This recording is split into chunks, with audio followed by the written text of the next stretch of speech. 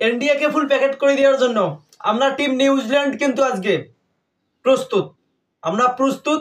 কেন উইলিয়ামসনের জন্য হলেও কিন্তু আজকের এই ম্যাচটা আমাদেরকে জিততে হবে।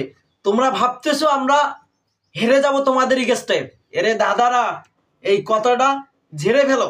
আমরা টিপি ভাঙার আওয়াজ আজকে শুনবো রাত 10টা বা 11টার দিক আমরা টিপি ভাঙার আওয়াজ কিন্তু শুনবো।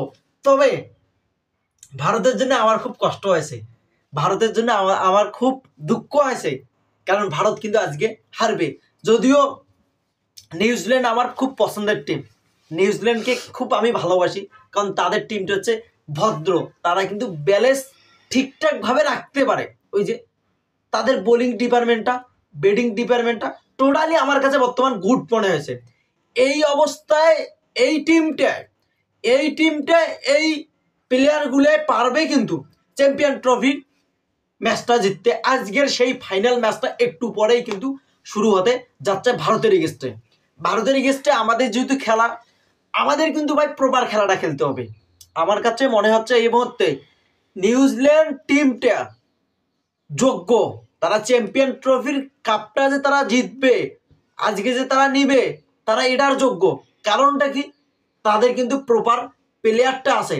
আপনি একটা জিনিস দেখবেন, টিম নিউজিল্যান্ড এবং ইন্ডিয়ার দুইটা দলের কিন্তু প্লেয়ার কিন্তু সমান, ব্যাক টু ব্যাক তাদের সাথে কিন্তু তুলনা করা যেতে পারে।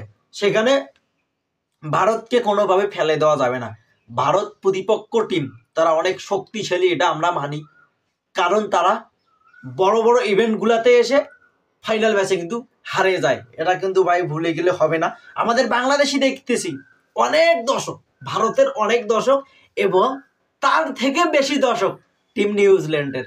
আজকে হয়তো প্রপার সাপোর্টটা নিউজিল্যান্ড কিন্তু পাবে। ব্যক্তিগতভাবে আমিও নিউজিল্যান্ডকে খুবই ভালোবাসি, আমার খুব পছন্দের টিম।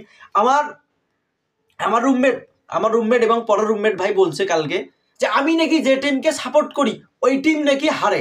তবে আজকে প্রমাণ, আজকে বুঝে দেবে আমি কুবের আহানের বড় ভাই নাকি।